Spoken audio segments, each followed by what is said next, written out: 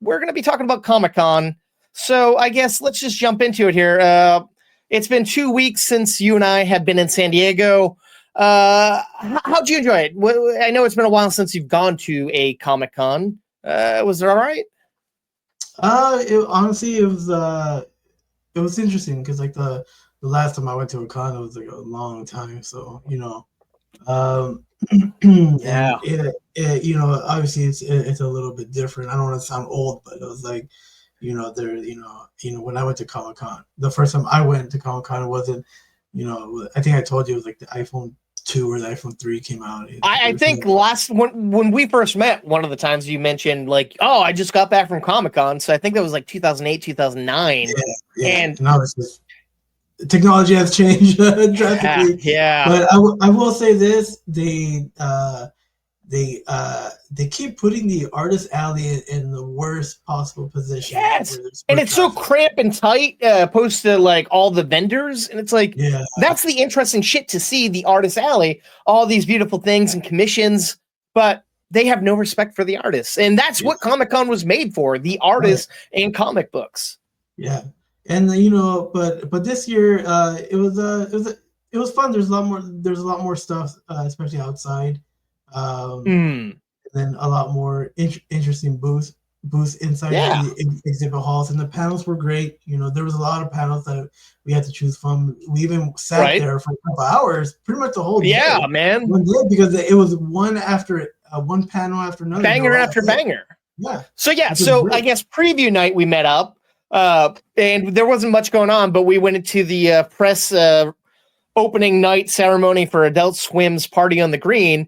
And we kind of had free reign to do whatever we wanted there. And there was all these cool things to do. What stood out to you? Like, what was your favorite part? I think mine was the slides, even though I almost destroyed them. Yeah. Our combined weight couldn't hold up the slide. I like the slide. And it was funny because like nobody went on the slide. Yeah, we did it like 2 or 3 times in a row. We just kept going. Like I think I went at first. I did the first time, and then the second time, and then I think that the last time I went like head first, and like the guy was like the guy who was like kind of like there who was throwing. They're also throwing like stuff. Yes. At you, on the last one, they threw a cat at me, and I was like, I hit it away, and the lady's like, "You're supposed to catch that." I'm like, "You should tell someone that you're going to throw a cat at them." Yeah. But, and then I liked also there was this like foam pit where you're supposed to find like these hidden mushrooms, and it sounds easy as hell, but you got to wear these drunk goggles, and by God, it was so difficult but so fun, and it really took the wind out of me trying to search for these things. It's so thick. It's all pretty much styrofoam, and it's all blocks. So you just kind of sink in. And there was a little kid that went in and found like 5 of the 7, but he didn't wear the drunk goggles, of course. But even if I didn't have them, I don't know if I'd be able to find them. Same here. I kept finding the pool noodles, and the guy kept telling me, "No, you gotta look for them. You gotta feel them." Like, I'm feeling the pool noodles. Right. And then it was fun. Then there was like this football one, and you were actually the only person I saw that got one in. You got one in, right? It was one of the easiest things. It's because because what it was for that show. We're all new Adult Swim show. Yeah, it was a show, and it had college dudes. I've never seen the show, so it's some upcoming like show with like bro type of kids being raised by a single dad. Yeah, and so what it was, it just had 3 of those characters. They had little rings, and you had like not a football, but those Nerf ball. Yeah, so you just gotta shoot one, and they're talking shit to you. Yeah, and like the only reason I got that one is because I don't know, because I was in the right angle. And it was like the last one, like last ball. So right. It was impressive. And then I also like there was one where you ride like I forget what it was, cats or something, and like you joust. And the 2 of us could not it's like it was bucking around. It was so hard. I had a fun time doing these. It was fun. I think I was waiting because we were up against each other, and like I saw you falling, and then I was falling. I was like, I gotta hold on, but I couldn't. I was couldn't like, do it. I gotta grip it until he falls. I was like on the side holding it. Looking at you, but the guy kept like turning around. I was like, I'm gonna wait until he falls so I can win, but I couldn't do it. I think it's because you had two options. You had to pick. You got the sword or the actual like a javelin. But but the sword was really heavy. We both chose it because it looked like it'd be the easiest one to do, but it was so top heavy, it was hard to. And then we were moving so fast, and you have. Oh man, it was difficult, man. It was but it was fun though. And then after that, we ended up going across the street to the Hard Rock for this Magic the Gathering party because they're now releasing these Spider-Man cards. And the whole area was decked out in Spider-Man themed. But we got there a half an hour before it ended. They were running out of booze and food. And there was a DJ who this looked like he didn't give a fuck about being there. He looked so tired and bored. And then I love it. A few days later, we realized we missed a fucking...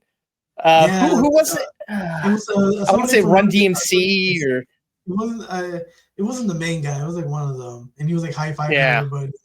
One of the But and I was like, oh, we missed that. I was like, oh, and I was like, well, that makes sense. But after he left, probably that DJ was probably right. How do I follow up an old hip hop star? But it was cool, the visuals, but the vibe they had and the people that were there. I felt like either the people there had no interest in Magic. We didn't either. We just went there because my brother wanted cards. And I'm like, it's a free party. It was just so awkward as hell. And there was a point where you go to this fake bagel shop and they're supposed to give you a comic book. And they're like, we're all out of comic books. I'm like, oh man, I'd rather a fucking bagel right now, man. But yeah, that was our first day. But the worst part was initially you got there on the Tuesday and you just want to explain what happened with your hotel bullshit. Oh yeah, so I was supposed to stay at the Sheraton. It was right down the road from my Hilton. From your from where you were gonna stay at the Hilton, right? Yeah. And I got there on Tuesday. I took the Amtrak train from where I am. If you viewers don't know, I live in the San Fernando Valley. So whoa, hot alert! Yeah, Karate Kid, So essentially, they told you they double booked your room, right? And they want to charge you $200 extra a night. And it's fuck you. I was like, hey, because I pay, because back in June when you told me, the first thing I did is try finding a place, and I found a place from Tuesday to Saturday, to Sunday morning to check out. And I paid the deposit. I had everything ready, and then when I got there, the front desk, I think, the front desk told me it was like, oh, actually, we actually double booked you. And then I remember I was like, well, is the other person there? I was like, no. I was like, well, in what world does that make sense? You're the first one there. You paid. You should get the fucking room. Bullshit. Yeah, but no, she was like, no, actually, we can't do that. It's some BS policy. But what I didn't tell you, they ended up giving me, I was like, well, am I gonna get my deposit? But then they started pulling some BS, saying, well, and if you online, if you read after May, you won't get your deposit. But in the end, I ended up getting half of my deposit back. But what do you mean after May? That's if you cancel the hotel. They cancel it on you. That's fucking bullshit. Yeah, exactly. But I didn't cancel it. You guys' fault. Yeah, so I ended up in the end I ended up staying at an interesting hostel, which wasn't too bad. So I mean, you're walking distance, which is cool. Oh, yeah, but I felt bad, man. To take the shuttle, and then that day I had to spend. Yes. I had to stay at your hotel. Sorry, the next day when you arrived. So I had to stay at your hotel. Yeah, it was bullshit. They said that shuttles were running from the convention center to the hotels until midnight. You came back to help me drop some stuff off and check into my room, and then we got some dinner. We got back at 11 o'clock to the bus. A bus comes. They said they're not going back. And then another bus came and just parked, and the driver refused to answer you when you knocked on the door, and you had to fucking sleep like Harry Potter in the corner of my room using a fucking towel as a fucking blanket. I felt so bad, man. I'm sorry. That sucks. That's all right. It's part of the experience. Yeah, but after that, I feel like things got better. Well, because Oh yeah, but that was that kind of funny because we had to get all those stuff that your brother wanted. So God, that yeah, yeah, a lot so of running that's around. another story, Toaster. If you want to hear that, you're more than welcome to ask Toaster Adam on all the social media. There's a whole story there. All right, so then Thursday came, and we went to a screening of the upcoming Toxic Avenger movie, and we lucked out because there was a huge line, but it was a small screening room, and we got 2 of the last 3 bands to get in, so we kind of lucked out there. And we're going to be reviewing that movie towards the end of the episode, but yeah, I was happy to start off the day like that, and Elijah Wood came out and gave an intro to the movie. If you want to see that, I put that video up on our social media at movie_toast on YouTube. It's like a minute. But how I guess we'll get into that when we get there. Then I guess after that, we headed back to the convention center. Yeah. And I thought they were screening the premiere 2 episodes of Alien Earth in Hall H. So we got in line, and then we got in, and it turned out to be this panel called Hide, When the Worlds of Graphic Novels and Movies Collide. This weird graphic novel that stars Johnny Depp and is directed by Ridley Scott, but neither of them were there. And it was just a bunch of guys talking about, working with Johnny Depp and Ridley Scott. And it's like, why is this in Hall H? Come on. Yeah, it was really weird. I was like, because we got towards the end of the trailer. And I saw the trailer later on, actually earlier this week. There is some live action footage, but it's not. Okay. Because in the end, they kept talking about filming it. Yeah, they were talking about how they were shooting it, and then we look at each other like, was it animated? The end was because we were in there towards the end of the trailer, but this was before we got moved. God, I forgot about that. Because we were sitting in a row that was perfect. We had some leg room, and a guy comes over. He's like, "You ADA?" And I'm like, "I don't even know. No, we're not." Well, you got to move. And it's like, what? And then you'd see on other seats they have reserved for ADA signs on them, but the row we were in had none of that shit. And this guy, I think, was angry because I was eating some fucking buffalo chicken rollers or some shit. And it's like, this fat fuck, I got to get rid of him. And it worked. We got jealous.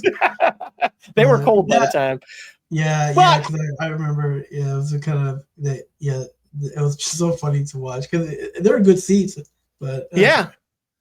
But, I mean, the graphic novel sounds interesting. It's supposed to be after the events of Dr. Jekyll, Mr. Hyde. I don't know. I was more intrigued by the panel that came after that. Collider's Directing on Directing, where we had Rob Reiner and Paul Feig come out and essentially talk about their work and whatnot. And Paul Feig talked about his upcoming movie that's coming out in December. And Rob Reiner talked about Spinal Tap 2. They played trailers that eventually were online later that day. But it was interesting hearing them talk. How'd you like that panel? Oh, that was a great panel. I'm a big fan of both of them, and I love listening to their experience and their stories.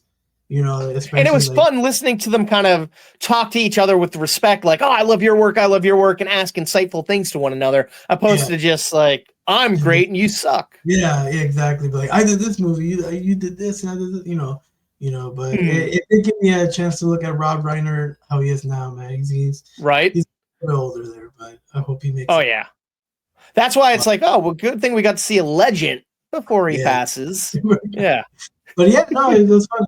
Like I mentioned before, I'm a big fan of both of their work, But yeah, it's, I was kind of intrigued about what Spinal Tap 2, because I don't think there should have been a sequel in the first place, but yeah. If anything he's doing, it looks funny. It looks really fun. True. It's gonna be a fun watch. But I was more interested about what Paul Feig's upcoming project. Yes, novels, The Maids, with the Maids or something like that. And it's funny because I've seen that picture. I've seen that book whenever I go to Target or Walmart. The Housemaid. Yeah.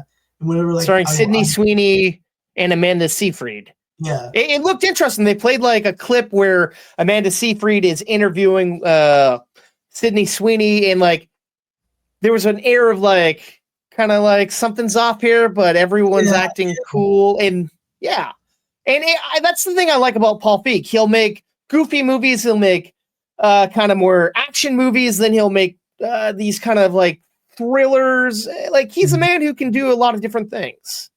Yes, yeah. So it was. But sorry, you said you've seen that Housemaid book at like Target? Yeah, I remember like a couple years because I guess it got released. I think like 2017, 2018 around. I don't know. Correct me if I'm wrong, but it had it has the picture, the shape of a keyhole. And and then when Paul Feig showed that, I was like, oh, okay, so that's the book he's adapting, because apparently there's like 3 or 4 books already out. Oh shit! So this could be a film franchise. Yeah, so like, if it goes well. I don't know anything about the book at all, but and that's the thing. He didn't really set up what it was about. He just showed us and kind of gave us the vibe of it, and it looks interesting. Yeah, so I'm really excited. So it should be fun. I would like buy the book or something, like read it. But you nerd, like, you know how to read? Yeah, I was like, I don't know how to read. I always say, but books are fancy toilet paper. So. Ooh. Yeah, so, I like that. But then again, I was like, I don't want to get ruined. You don't want to. Maybe after you see it, you can read the book and see if they're different. Possibly. Or just read the audiobook. I don't know if they have the Wikipedia or something. Yeah. I was gonna say Spark Notes, but I don't think they have Spark Notes anymore. No, I think nowadays kids just go to like Chat GPT. They're like, "What is this?" And they're like, "I'm a robot. Here you go." Yeah. But and then it's coming out in December. Is that correct? Yeah. Yeah, so that's cool, man. I was like, I love watching thriller movies in December. I don't know why. So it's kind of counter culture to like all the Christmas movies and big Oscar movies. It's like, oh, this is a little low key, something different to watch. Yeah. So it was a great panel. I really enjoyed it. And then after we grabbed some lunch at the Cheesecake Factory and got one of the worst service, we got terrible service 95% of the time. And then our last night we got fantastic service. But we didn't do any more panels or anything. After that, didn't we go to Peace Fest? Was that night? Yeah, I think so. Yeah, it was. Down the road, there was a pop-up for Peacemaker, where it was like a Peacemaker festival. Essentially, we went into this kind of nightclub that was decked out with Peacemaker stuff. You could play Peacemaker in what was it? Not Mortal Kombat, Street Fighter. You get free drinks. You could buy merch. And then there was like a retros 80 bands doing a couple of classic jams. It was an interesting, fun time, I think. Yeah, it was a fun time. They were playing Mortal Kombat 1. It wasn't Street Fighter. Oh, okay. I was right with Mortal Kombat in the first one.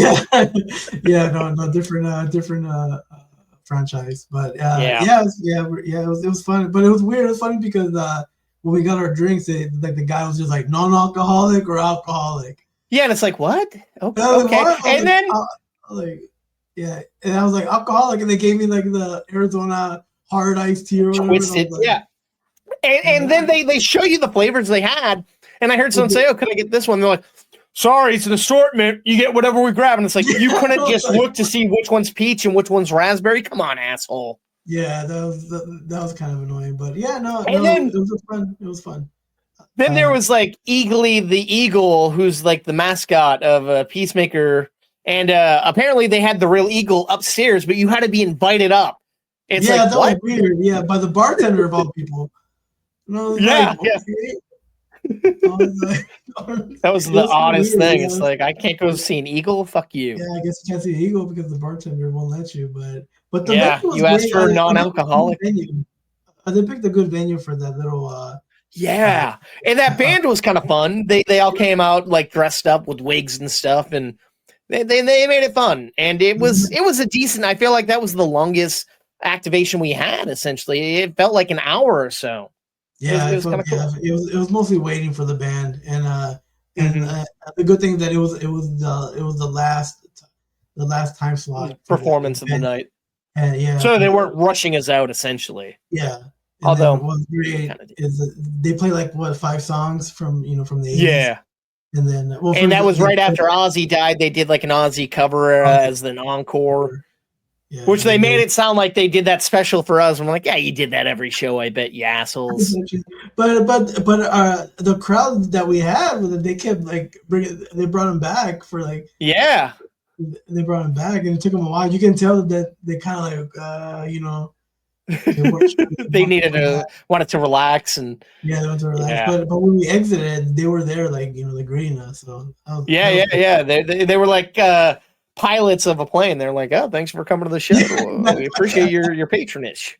Yeah, but that was pretty fun. It was it was pretty fun. They had all those memorabilia and all those like.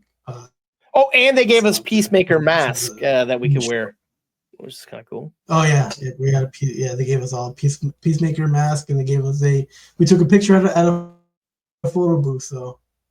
I forgot about that photo booth. I got up too quick when I was exiting, and it was a low clearance. I fucking hit my head on that. Oh, really? The lady's like, "You okay?" I'm like, "Yeah, I'm a fucking idiot." I forgot about that pphoto booth. They let you know what type of hero you'd be. And of course, I don't think it did. It just took the picture. I don't know what mine said. I just did a weird face. So nice. But it was a good event. I liked it. That was pretty much how we ended our night. And that ended, I want to say, at like 9:00. But I was so wiped out that night, man. It was a busy day. And then Friday, I believe, was our first thing we did. Friday was it the Star Wars Refresh Your Galaxy activation, aka get a free Coke and take a picture with the Darth Vader. Yeah, was that on Thursday or Friday? I don't want to say it was Saturday because Saturday. That's what I thought. I couldn't tell. Yeah, because it was before the. No, because then we wake up and go to Bob's Burger first thing Saturday. That's why I wasn't sure. I thought that was Friday. No. You know what? I think you're right. I think that was Friday. Yeah. So essentially. Yeah, Saturday was the Bob's Burger. Yeah, that was our whole day in like Ballroom 20. Yeah, because you told me that the Bob's Burger one. You told me like all the panels on Saturday were like really. Yeah. So it had to be. Yeah, I was going back and forth when I was looking at the schedule. But I don't know. That was kind of silly, but it was nice because I think it was refreshing getting a Coke, but there was nothing going on. And you kind of broke the lady who was acting like a hardcore, like badass. She saw your little like, you got a sticker from the San Diego Police Department, which was a badge. She's like, oh, I love that. But everyone else, she was acting like a hard ass. Yeah, so... Yeah, because I remember because like towards the end she broke character, and she was like, "Oh yeah, I get those stickers from the police department too." And then I realized it was Friday because the police officer was yelling, "Sticker Friday, Sticker Friday!" And he looked at me like I asked for a sticker, even though he was giving out to the kids, and she just looked at me. He was like, "All right, I guess you got one." No, that was fun. But that activation mediocre, but we got a free Coke out of it. And it was right next to where we were actually heading to the Twisted Metal Bumper Battle. Essentially, we got front of the line access to play bumper cars. Calypso was putting on bumper cars and talking shit, which the people before us got Sweet Tooth talking shit to them, walking around. But I don't know. It's been so long since they've done bumper cars. I had fun doing it, I think. Although it was fun. Mine didn't. At one point, mine didn't want to cooperate, and it was going the opposite direction. But it was fun because there was an older gentleman, like an old man that got on. And he was like shooting everything on his phone, right, the whole time. Yeah, on his phone. He had his phone right here, and then he was like going like this, and I kept. That's ballsy to me, dude. Yeah, I was like, I think I only hit you a couple times, but I kept hitting him. Yeah. I think the guy I had in my targets the whole time was this guy wearing a Wario hat. I'm like, that's badass. I want to hit Wario, man. Fucking Mario Kart in this bitch. Yeah. But yeah, and it went on for a good like 5 minutes, it felt like. Yeah. I was just bummed out because I kind of wanted Sweet Tooth to on our end. Because that looked like fun. Yeah, and then I remember that, like there was one guy who was like, "Who's that guy?" Taking like yelling at you like, I'm like, "You've not seen the show? You haven't played?" Yeah, right. Like, who's that out of shape guy yelling at us? It's like, dude, that's Sweet Tooth, dude. He's like the best part. Will Arnett's voice, man. Come on. Yeah, Samoa Joe. Well, that was pretty fun. So I haven't gotten a chance to. I know you got a chance to watch season 2 yet. Which I offered, dude. You can watch it's already out. It's so just premiered, right? Yeah, it premiered on the 31st. So by the time this gets, by the time it's already out, so that's something that I have to put on my list to watch because I was a highly big fan suggested. This takes the first season and brings it to the next level. Like you're getting character episodes, but you're also getting the fucking Twisted Metal tournament episode, and it's kind of counterbalanced throughout the season. And we're getting cool new character. I really dug this season, and I hope it gets a third because they end on an interesting note. Cool. I'd love to hear what you have to say about it once you watch all of it. Yeah, definitely. But, and then after that, we made our ways to a panel, and we stumbled upon the Primitive War panel, which is a book you actually have read, right? You want to set that up? I got it randomly. Because it came. I don't know I forgot when it came out, and then I was like kind of reading it. And I was like, this is kind of interesting. It's like sci-fi Jurassic Park type shit, and I was like, set in World War II, right, or something like that. Well, like in the Vietnam War, I believe. Yeah. Okay. Yeah, so I was like, oh, this is kind of cool, and I remember we were when we were watching like the panel, and I think I told you like, oh, this is based off a book because I was thinking about it. They were talking about the story, and I was just like, I feel like I've seen this before. And at first, I thought it was like it's probably like a remake of an B sci-fi movie from like the 80s or something. It sounds like it could be. Yeah, and it had like the guy who played Bautista and then Dexter. He was in it, and some other people that I honestly and Jeremy Piven from Entourage. Jeremy Piven. I didn't know anybody else in the cast, but I'm like, it sounds cool. Like when I saw the trailer a few weeks ago, I'm like, I want to see that, man. It's an interesting concept. I'm excited. I'm sad that we only caught the tail end of that. Yeah, because it would have been interesting here in the full panel, but we're bumper carring. I can't complain. Yeah, we're busy. Yeah, but then we got the panel that we actually wanted to see up next. It was Collider's Inside Hollywood with Bob Odenkirk. Odenkirk talking about stuff and primarily promoting Nobody 2, but it was fun seeing Odenkirk talk. And this was my first time actually seeing that, that type of panel. So especially him talking, because like I'm always I'm a big fan of him like for like the longest time. So just seeing him talking, like not only talking about his promoting his movie, but just talking about his earlier roles. Which was the more interesting stuff to hear, like the early days at SNL with Conan and it was kind of cool just him talking about stuff like like stuff about his own experience, just like the other panel with Rob Reiner and Paul Feig. So it was really fun watching watching him talk about all that stuff. So it what I liked. But it was nice. He set up. They showed a clip from Nobody 2, and he had talked about essentially forcing them to let him do like a Jackie Chan style fight scene, and that was kind of fun to hear. Bob Odenkirk and his family like really enjoyed. What was it, like a police Super story Cop, or? I think it was Super Cop. Yeah, was it Super Cop? Yeah, probably. But that was kind of cool hearing him be like, I got to do that style fighting, even though it's only one scene, but. It's like, good for you, man. You get to. Yeah. And what's funny is that it's in the trailer, too. It's in the trailer as well. Yeah. Nice. I watched that trailer earlier this week. I enjoyed the first one. The first one was like kind of me out of the park. Or like I wasn't expecting. I saw the trailers and said, okay, cool. But I was not expecting, dude, that type of violence. It was so brutal. And like came out of nowhere. That was one of my favorite movies that year. I was just like, holy fuck. And I just love how it was like he had him like with the little kitten and stuff. I'm like, and then you get RZA and fucking Christopher Lloyd. It's like, oh man, what a fun cast. Yeah, I'm excited to see him and his family on vacation and him having to kick ass. That's gonna be fun. Yeah, and I love his story of how he explained it when they're gonna do Nobody 2, where he said, he wanted to. His wife wanted to go to like Italy, but then it was initially set in Italy. It's like, well, if it takes place in Italy, well, then we'll just end up in his own words. It's just going to be a James Bond movie then.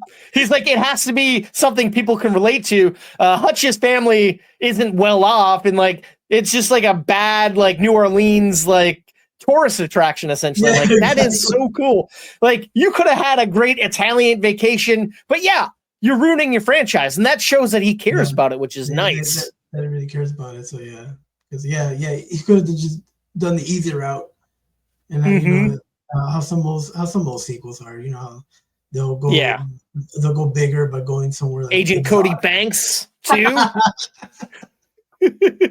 You know what I'm talking about. I know what you're talking about. Yeah.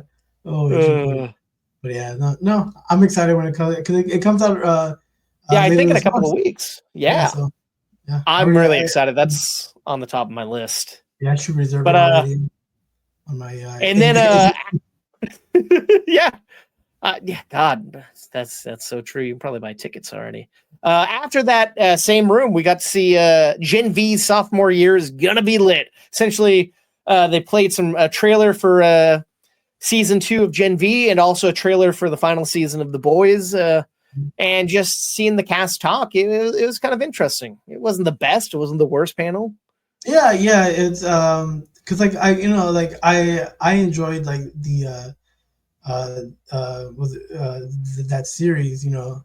It was a good series, yeah. It was a good series, but like some of the actors in there, like who played them, like the maker, I didn't know I didn't know any of them, so it was just weird seeing them like talking in the panel. Not as their character, yeah. Yeah, because I was like, were they really acting? Like, and that's the thing. The one who the blonde girl, like, I couldn't tell if she in the panel was putting on a character of like a ditzy kind of character, or if it was her. I'm like, I don't know what's going on. Everyone else was kind of chill, but she was like, I'm like, what's going on here? Yeah, it was kind of weird, but yeah, it kind of threw me off. But they showed some good stuff. Yeah, some good footage for the upcoming season, and then talked about cameos of the boys' characters coming into their world. They showed us the new dean of the school. It was a fun one, but I really enjoyed the next panel, Dexter Resurrections. Oh yeah, and we got some great cast members there. Pretty much everyone except for Dinklage and homeboy from fucking Modern Family. Yeah, I feel like all the other new killers. Yeah, and like, what's weird is like I think we and Neil Patrick Harris both have. Okay, there we go. We both have had different experience with that show because I remember when we lived together, you would watch it with with our good buddy Wildcat 037. If you play Xbox, add Wildcat 037 to your friends, or on Steam, wherever you play games, find him. He's a good guy. He loves adding new friends. But yeah, you didn't really watch with us, right? Like you weren't interested. No, because I remember when it first came out, the first two. Because I remember because I was in high school and we had Stars when we had Stars illegally. We had I'm calling the law. The toasters, you better not be running me out. So I remember, and then I remember the first season it came up, and I remember I was in high school, and I was like, it was like at 7:30, and I was like, I don't have anything to watch, and I turned it on, and I was like, man, this is actually pretty good. And someone told me it was like actually a teacher, I don't know which one. It was like my English teacher told me it was like based off a book. Yeah, a whole series of books. Yeah, and then after like I think it's just after like the first two seasons I kind of stopped watching because I had other things to do. And then it wasn't until like when the show what a popular guy. Yeah, when the show ended, we were like, you know what? It was on Netflix at one point. I just binge watched the whole thing, and then I tell people now. I tell people if you're gonna watch Dexter, just watch it from season 1 to 4. Well, no. Now tell them to start with Dexter Origins and then 1 to 4, man. And then when Original Sin came out, at first I was like, another prequel, whatever. Now, did you watch the other? Did you watch the Dexter New Blood, the one that came before this? I did watch it. So yeah. So I watched that, which was it was all right. That's right. I mean, it kind of fixed that horrible series finale. So, oh God, yes. From the original series, but it still felt off. Seeing Batista come back, actually having someone from Miami in the show, I'm like, okay, this feels right again. But I feel honestly, I've caught up now since Comic-Con. Oh, it doesn't fully feel like Dexter. It feels a little different, but I like how they're taking it more where he's not fully killing everybody, but he's still getting justice. And I don't know. It's interesting how they're maturing him kind of, I guess. And I like the whole characters that they've added, these serial killers and whatnot. Oh yeah. It's great. It's kind of like he doesn't know, like when you first find out about this, he doesn't know what to do. Like you know, he has to follow the code that his dad did. You know, only kill like bad people, and they are bad people. But then again, but they're relatable like him. Yeah, because he thought, you know. What really sold me was the clip they showed at Comic-Con. I mean, I was going to watch it one way or the other, but the fact that Peter Dinklage character, he collects all these memorabilia, and a lot of them were killers that Dexter killed, but then he has Dexter's slides. I'm like, that's badass. But they don't know that he's the Bay Harbor Butcher because he's pretending. It's like layers on layers in this show, and that was fun. Yeah, it was great. So, like, if you guys haven't got a chance to watch it, honestly, it's a good watch. Yeah, it's it's still going on. So you're able to catch up. But yeah, that was a good panel. Yeah. And then we closed out the night by going to FX's Alien Earth Code Red activation, where we almost had one of our old roommates in our group performing, but we missed him, unfortunately. But this was a fun activation. Essentially, we were interns starting with this company that has to go and do a cleanup, and an alien breaches, and you go through all these little things, and I don't know, it was cool, but they built it up like, oh, it's the Code Red, so it's the after dark hours, and it's like it's bright as fuck out. Right it's bright as fuck. And I will mention, I did bring it with me. They at least we get I didn't bring mine out. Cool flashlight. So I thought they were gonna take that shit away from us. Yeah, they gave us a flashlight. They gave us a jawbreaker. They gave us like an energy drink, like a little mental cooler type drink. Yeah, and like we get to keep the badge. They gave us our own badges, and that was pretty cool. I was like, the only thing that kind of killed it was during the daytime, so it wasn't. Yeah, you know, it's funny though.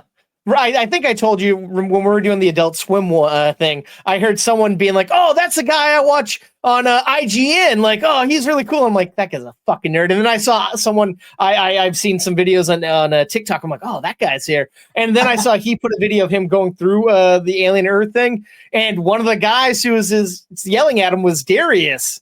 And you sent me the link. Yeah, like I was like, oh, man, that's funny, man. Too bad we didn't get that. We would have we would have got it. Yeah. Man. But I mean, it was a cool activation. But I don't know. Yeah, it was a pretty cool activation. Yeah, it wasn't too far from the actual convention center. Yeah, it was like right behind.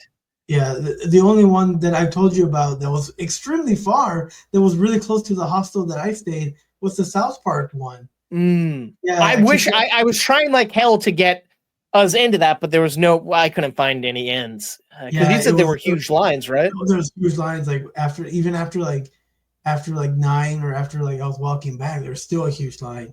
And then even in the morning when I was sleeping, there was still like there was already a line forming up. But then I was kind of looked inside, and it was like, I guess if you like South Park and country, because they were playing country music, so I was kind of thrown off. And then I was like, all right, I guess. But yeah, I feel like well, first it's out of the area. It's way out. It's so far, like a 20-minute walk. Yeah, so I was like, is it really worth it to walk from the convention center? Yeah. To there and then wait another 30 minutes or so. So, I mean, and another one that we didn't get to do that I really wanted to do that unfortunately, it wasn't in the cards, was King of the Hill had like a barbecue type pop up, and we didn't get into that. And we didn't get into the Abbott Elementary Carnival thing, but the line was crazy for that too. Yeah, so and then that was pretty much our Friday. Our Friday. And then Saturday was just we pretty much just Annalyn. We just spent like the whole day like in watching all these crazy panels. So oh, dude. So let's run through it and then talk about all of it as one. So we started off Bob's Burger, Futurama, The Simpsons, American Dad, Family Guy, Entertainment Weekly's Brave New Warriors, just a bunch of guys from different shows, and Batista was there. That's the only one we knew, really. Yeah. Ghost, the show that you like. I've seen a few episodes, but that was fun to watch and hear those guys goof around. Oh yeah, and that was like our morning. So you want to just talk about anything we saw there, or it wasn't really much. I'll talk about Ghost because you did mention I do watch the show, and I started to watch the UK series. That's the original. Yeah, no, actually, it's pretty funny as well. You know, there. But is it similar, or is it a little bit different than the American and the bastardized? Yeah, there's extra ghosts that weren't transferred over, and I can kind of tell that they weren't gonna fit well. Yeah. For example, there's like you're not gonna get like the business guy who doesn't wear pants. You're not gonna get business guy there. Oh. You're not going to get the Boy Scout guy leader. There's someone else, but we did get the business guy. But the business guy in the UK series was a little bit older. He's like an older guy, not a young hotshot. No, from like the early 2000s. No, it wasn't that guy who played Trevor. But like the UK series had this one character where it's like a Frenchman who got beheaded from the guillotyne, and it's just a running gag that his head's just right there on the floor, you know, and the wife can only see it, so she gets like it's weird because like his head's on the floor and then his body's just like walking around. I would love to see that transferred over to that'd be funny to the US series. But yeah, no, I really enjoyed that one. Like it gave us a little we got a lot of the ghost, which was cool. We got the husband, but we didn't get the main woman, the main character. I mean, it felt like they're a close-knit cast, which was kind of nice and refreshing to see. And they liked one another genuinely, and they goofed off. And they goofed off a lot. So it kind of makes me want to go back and watch 3 or 4 seasons. They're deep right now. Yeah, I think they're already in the 4th season. Oh wow. It's and that's like a traditional 20-23 episode run, right? Each season. It's CBS, so it's CBS.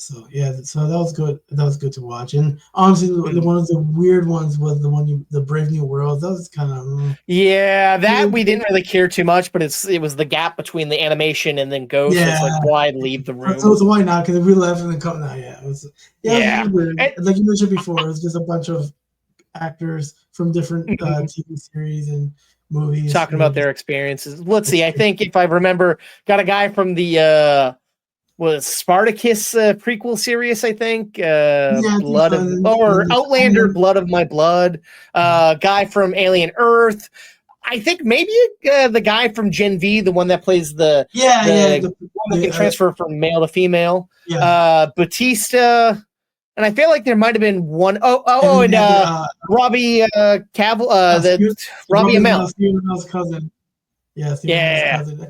So it was cool group of guys, but you don't want to be. It was the final season of his show. It's like, do I got to be here? I guess. But I didn't really know any of the shows. Like, I'm looking forward to Alien Earth, but it hasn't come out. I like Gen V. I like Dexter, but I didn't really know much of the talent up there, unfortunately. But but I will say, I wasn't really. I did enjoy Bob's Burger. They were talking a whole bunch about the 300th episode. Futurama, they did like half a table read of an episode and then showed us another scene that came after it. The Simpsons, were they talking a lot about Treehouse of Terror that's upcoming? Yeah, Treehouse of Horrors, sorry. But what I really... Treehouse of Horror. Family Guy was cool, but I really liked the sizzle reel they showed for American Dad. I think that was the fun one for me out of those. I liked them all, but it was great because like I'm so behind on American Dad. Where I think I told you, but that's the show you don't need to. You can just jump in whenever, essentially. Yeah, you can just jump in, and I think I told you I was like when they said they left, that they left TBS. You didn't know that they were TBS. They just finished TBS up, and now they're coming to this upcoming season. Yeah, it's crazy. Everything's coming back to Fox except for King of the Hill is on Hulu. It's like, why not just redo the early 2000s, man? all on Fox, but yeah. Yeah. Yeah. Yeah. But no, anything stick out to you with those animation panels? Oh, sorry. I'm sorry. Anything else kind of stand out to you on those animation panels, or it was just like, kind of seen one. I think honestly, like other than American Dad, I would say the Bob's Burgers one too. That was good. It stood out because like I was it was kind of cool seeing seeing a clip of kind of like before they had Gene. So when that was cool, man. That was pretty funny to watch that clip. So I I'm also behind with Bob's Burgers as well. So another one that you can just come and go. But it's like all these shows, like the two you mentioned right there, Bob's Burger. I think there was a time where I didn't like the show, so there was some gaps when Sarah and I got together. Like she really liked it, so we watched a bunch. But like the past 10 years, I've watched them all. But it's like I'll catch randomly on TV like old episodes. I'm like, oh, I didn't know that happened. I didn't know that happened. And same thing, American Dad. I've watched them all pretty much, but I can just go and click a random season and be like, I don't remember this episode at all, and it still hits pretty well. Like that's the nice thing about these animation shows. They have longevity, I think. Yeah. And but actually the most interesting of all those panels, the most interesting one is when we were walking to the panel. Oh, yes. And there was this dude in front of us. Oh, God. This was in the morning, so we're walking to the panel. We're going. There's zigzaggy lines, big lines to get in. We're outside at one point. We're inside. I think we were outside again.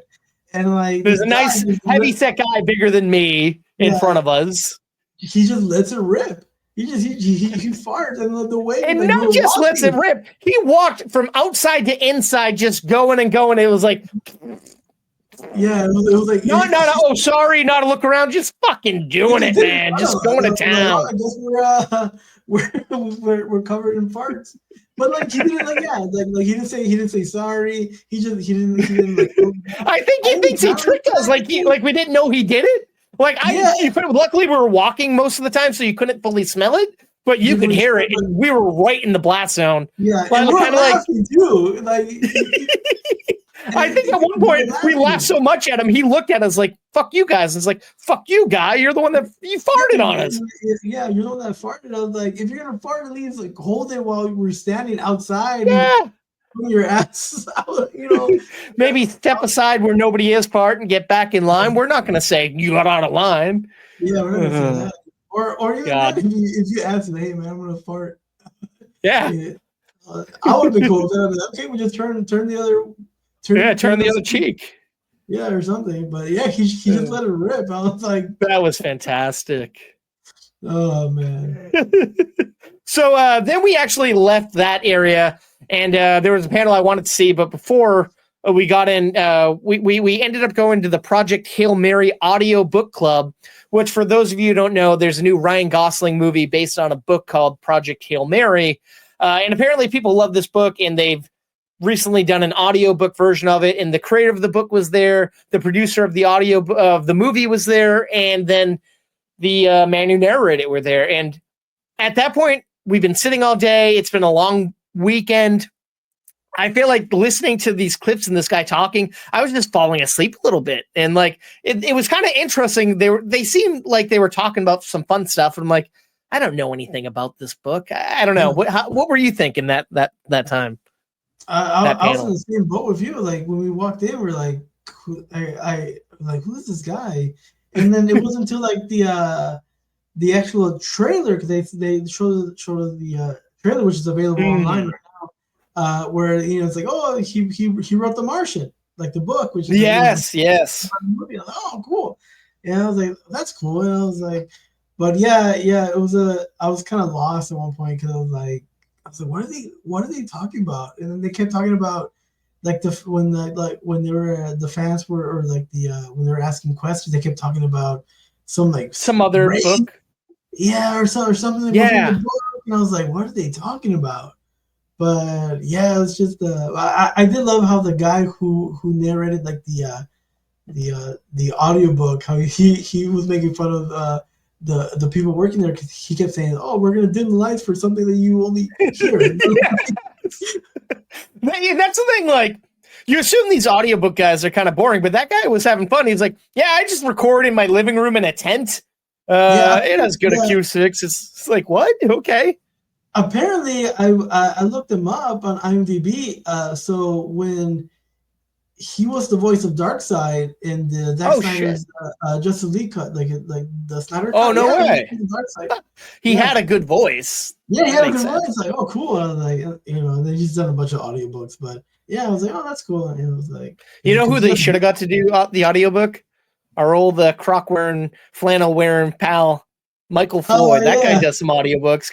I'm a teacher. Oh, I'm gonna save the world. That's not. Sorry. If you're watching this, we love you and we miss you. We miss you. We need you. We just know you're safe. Yeah, we hope you're not living in an apartment. We know you hate it. So we know you hate it. So yeah. But honestly, I'm not gonna lie.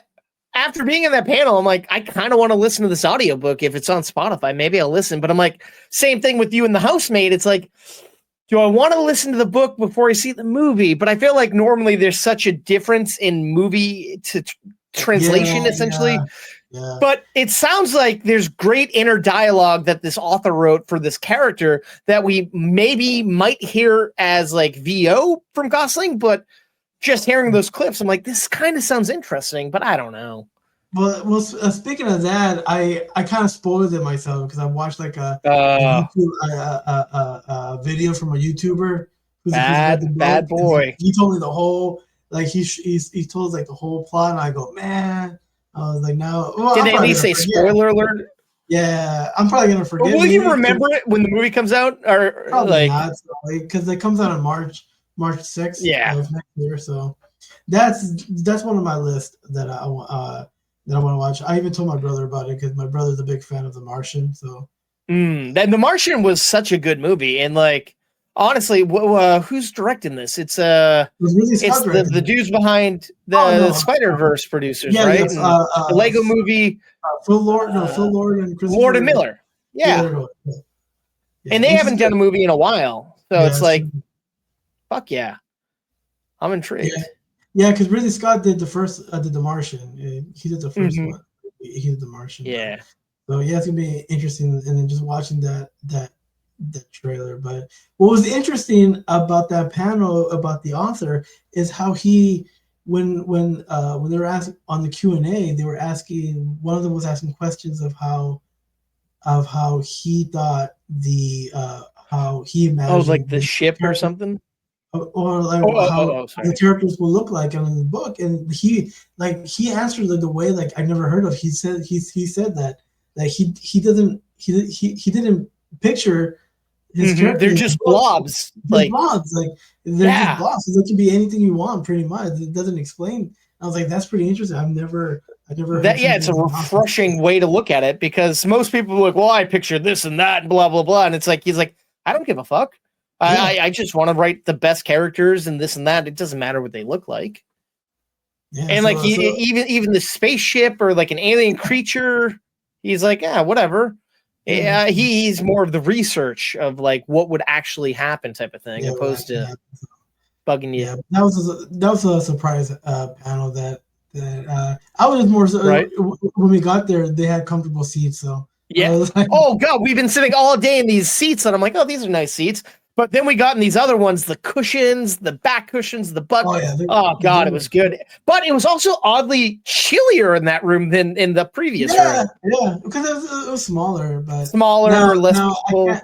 Yeah, because that panel overall was interesting, but the panel after that, I don't know. Oh, the panel I was so looking forward to. A movie I've been waiting for years. I want to say at least 15 years. Oh man, Attack of the Killer Tomatoes. Organic Intelligence. And now, if you don't know, folks, Attack of the Killer Tomatoes is a cheesy B movie where giant tomatoes start attacking and killing people, and it's cheesy. And I'm like, oh, they're doing a new version, so this is going to be more modern, more sleek, more like budget, more everything. But by God, what they showed us looks like a student film of a freshman student. Like, it looked rough, and they put that stuff online recently, and I'm like, oh, they didn't change anything. It does not look good at all. I'm sorry. I don't Worst know. panel of the whole con. Yeah, it was Like like the moderator was awkward.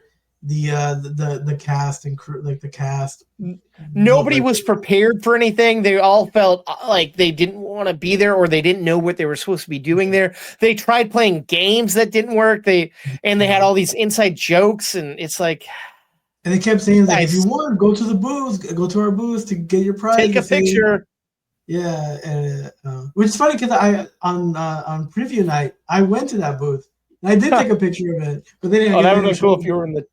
And to go back with the booth real quick, there was one booth. Yeah. I forgot to tell you, but there was one booth. AMC had their own booth.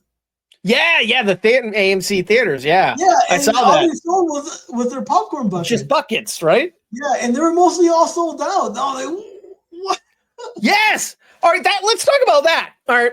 So it was weird. Preview night is normally a night where only the exhibition hall is pretty much open. So it's like, if you got that, you can buy whatever you want. So you don't have to worry about going to the floor. You can just do your panels, activations, or whatnot. And my brother specifically was looking for a couple of specific things. So it's like, I went to look for a t-shirt. Oh, well, that's not available till Thursday.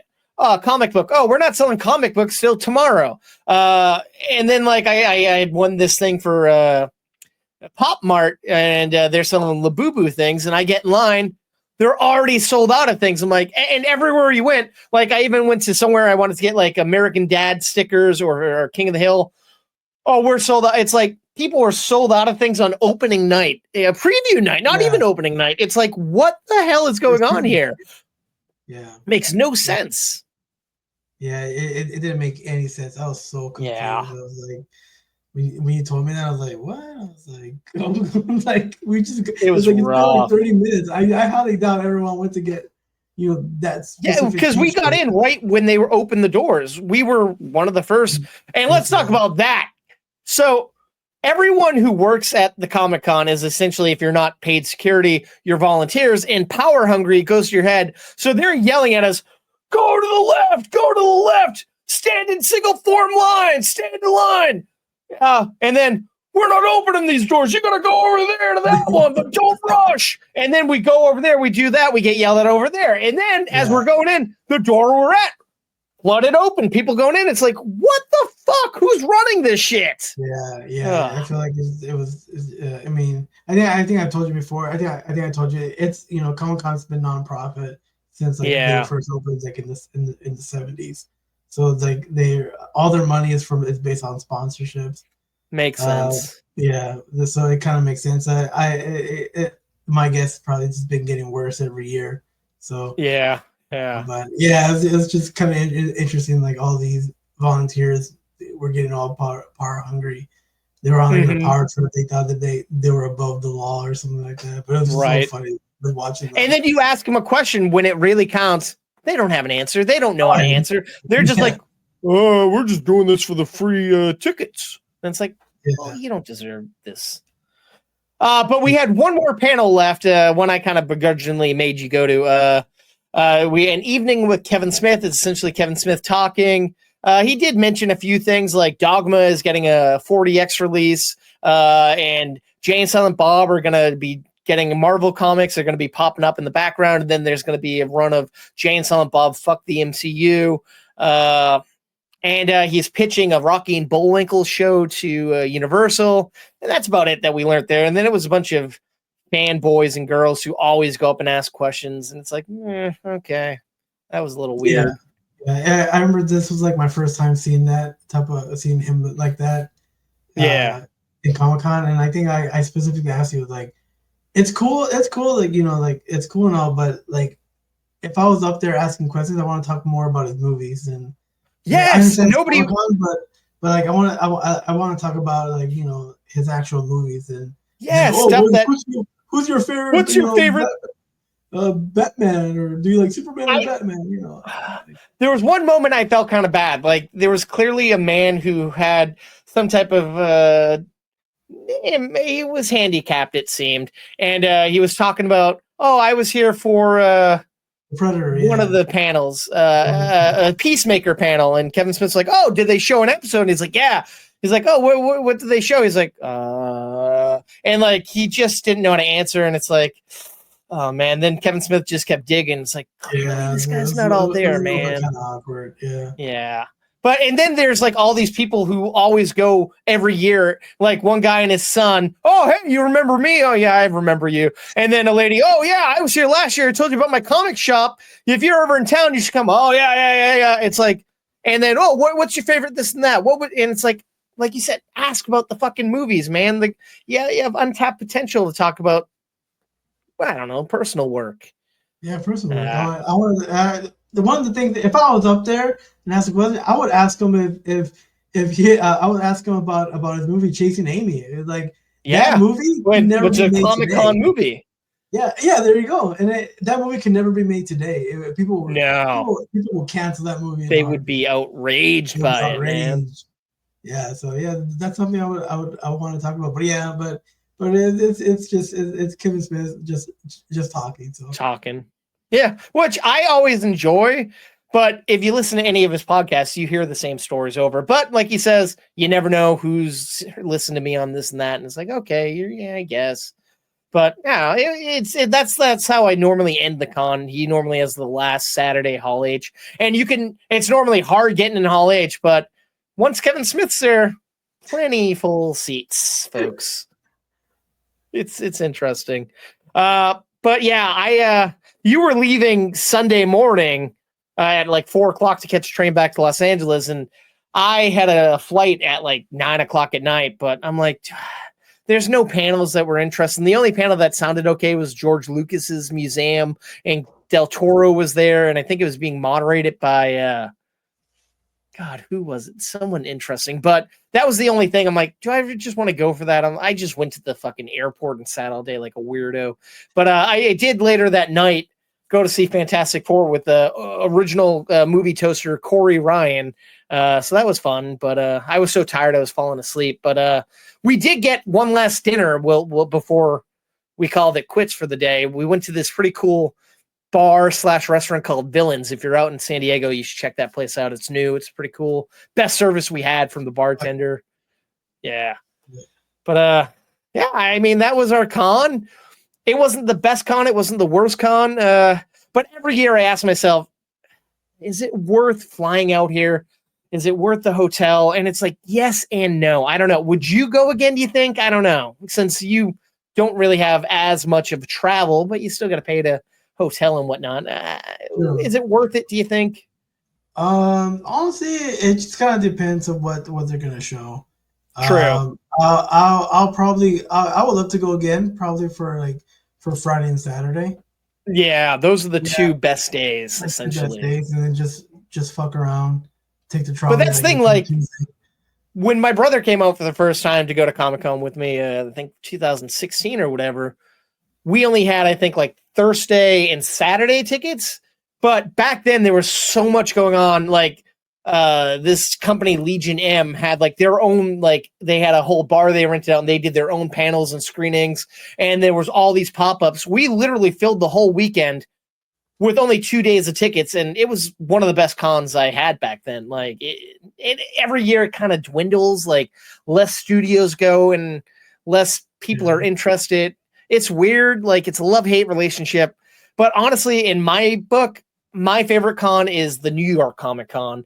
Unfortunately, they don't care about Movie Toast enough to give me press badges. So, which is why you guys need to start subscribing, get some recommendations.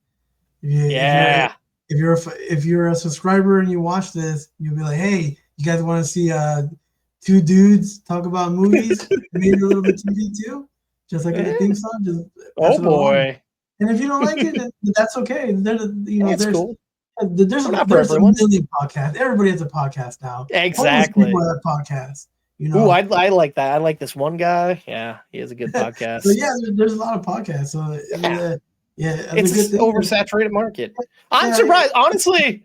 220 episodes in, and we had some lost episodes when the previous hosts were there, and I'm surprised we're still doing it, and we're still finding our footing. And some episodes are really good, in my opinion, and some are mediocre, and some are long like this one. Like, we're almost 2 hours in, haven't talked about reviews, but we're about to get there in a minute. You never know what you're going to get. I don't know, it's a hit or a miss for some people. I get it. I'm just happy some people check it out. Like I told you, we only pretty much maybe each episode in the first month or first couple of weeks, we only get like 200, 300 listeners. Not too many views, but I do it for the fun. I don't do it for anything else. You know. Yeah. And then anywho, here, I just listen for fun.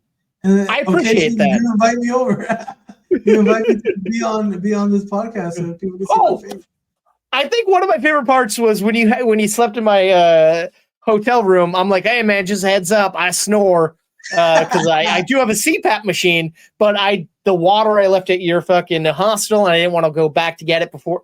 And I'm like, I snore, so sorry. And then you're like, yeah, the snore wasn't terrible. You talk in your sleep. I'm like, oh, I forgot to tell you about that. I'll have full-on conversations when I fucking sleep. Yeah, and what's funny is that I responded to those conversations because I remember you said something, and I remember I was sound asleep, and I just heard you say something. I don't know what it was. And I don't even know what I say, man.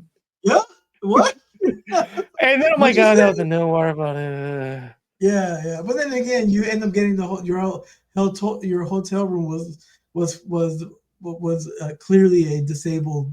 Yes, yeah. Weirdest bathroom setup I've seen. I guess I've never had an ADA appliance bathroom. You should have just told that guy who told you, hey. I should have said, yeah, man, see my hotel room, dude. Yeah. I mean, I got diabetes, high blood pressure, this and that. I got problems, man. Yeah. I'm ADA. And then real quick, we can talk about it when we talk about the Toxic Avenger, but real quick, when we got I know the toasters will love this one. So we were waiting in line and we got in. And this small little indie movie theater, I guess, it's pretty nice. It's a little bit too nice. So there's stairs to go up, and there's a woman there. These nice spiral stairs. Yeah, spiral stairs. And she was there, and she was like, "You can go up the stairs, or you can go take the elevator." But she kept specifically looking at me. Adam. There you go. I told her Adam. But now I was like, what? I was like, they think that you're like handicapped. Like everywhere I go, people like you. And then in the hotel room, like you were saying, the fucking the shower is like there's no like glass, there's no separation. It's just like, oh, you walk in, the drain's right there. Sorry, like in the curtain didn't even cover the whole shower. It was weird, man. It was really weird because I took a shower real quick before, when you together, but we unfortunately didn't do any interviews. There was nothing that super interested me. Like we almost interviewed the Old Spice guy, but it's like, what are we gonna ask him? Almost interviewed this band called Cold Sliver, but we're like, we don't know this band. And then I almost interviewed a couple of Disney animation people on Sunday, but it's like, why am I going to do these interviews that I am not passionate about, which is the whole reason I want to go to Comic-Con to do interviews. Like the first year I went out as press, I didn't go for Movie Toast. It didn't exist back then. I went for this website, Bloody Disgusting. And I like interviewed Seth Rogen, Josh Hutcherson, a whole bunch of like cool people. And I'm like, oh man, this is great. And then when I go for Movie Toast, it's like, you get the C tier interviews if you're lucky. And it's like, let's just go have fun, watch panels and do activations. I don't know. It was a trip.